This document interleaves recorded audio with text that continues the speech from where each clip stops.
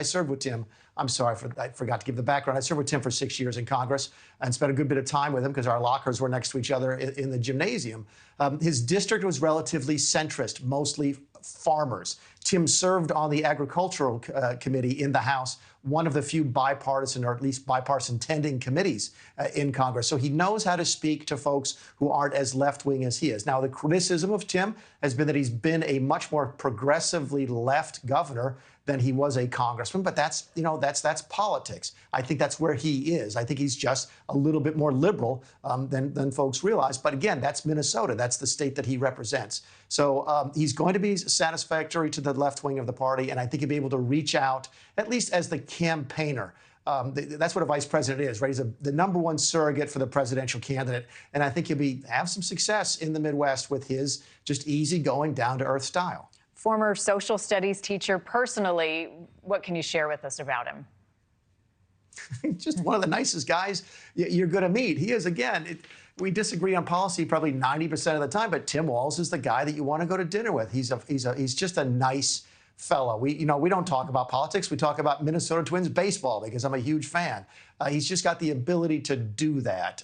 Again, conservatives in Minnesota have not been happy with his role as governor, and I get that from a policy standpoint. Here's my big question, is that as the top surrogate, oftentimes the vice presidential candidate is called on to be the attack dog for the top of the ticket. And I don't know how Tim is going to balance that his natural personality, which is, again, an ordinary, just nice sort of fella, with having to be an attack dog. And if he can pull that off with any credibility, that will be one thing I'll be watching as the campaign now gets into full gear with the Democrat convention next week. I believe a lot of people are watching the debates for some of the debates that we've seen recently and how consequential they have become with President Biden. What kind of a debater is Tim Walz? What do you expect on that stage as he faces off against J.D. Vance?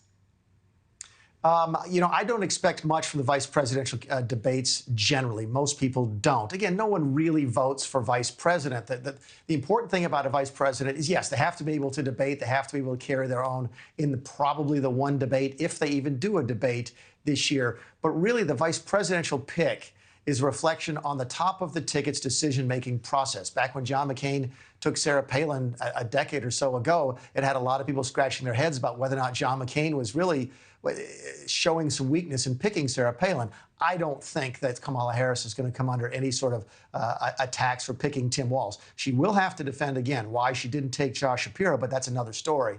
I think Walz will do fine. Walz will do fine in the debates to the extent it makes much of a difference one way or the other. Let me give you a couple of reactions that are coming in and get your response to it, Mick. From Ron DeSantis, the Florida governor, this is the most left-wing ticket in American history. From Vivek Ramaswamy, former candidate, in the Republican primary, he says this is a massive gift to Republicans. You expect to hear more of this today? Oh, sure. That's what they have to say. And by the way, that's a fair attack. This is a very, very liberal, progressive ticket. No question about it. You've got a California Democrat and a Minnesota Democrat farm labor candidate. That's about as left-wing as you get. I guess you could go to maybe Chicago or Massachusetts, but this is about as progressively left as you can get. And you would expect the Republicans to do that. Look, I think the Republicans need to attack on those bases. I think the Republicans now are looking forward to the policy attacks. I think they probably get the upper hand on policy, keeping in mind we still have a weakness on abortion. But when it comes to the economy, when it comes to the immigration, Walz is not really going to help the Harris ticket on those fronts. If it's a policy debate, if it's a policy election, I think the Republicans stand to do very, very well. If it turns into a personality debate, I think that Tim Walz can help Kamala Harris. Immigration, Tim Walz, how would you describe his stance on that important issue, which has been described as a challenge for the Biden administration and will be a challenge for Harris?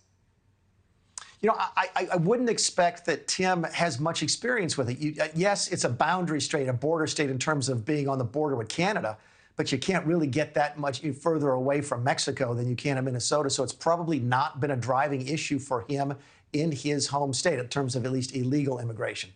So my guess is they won't be turning to him for that topic. And if I want to sort of look at it from the Republicans' perspective, they shouldn't.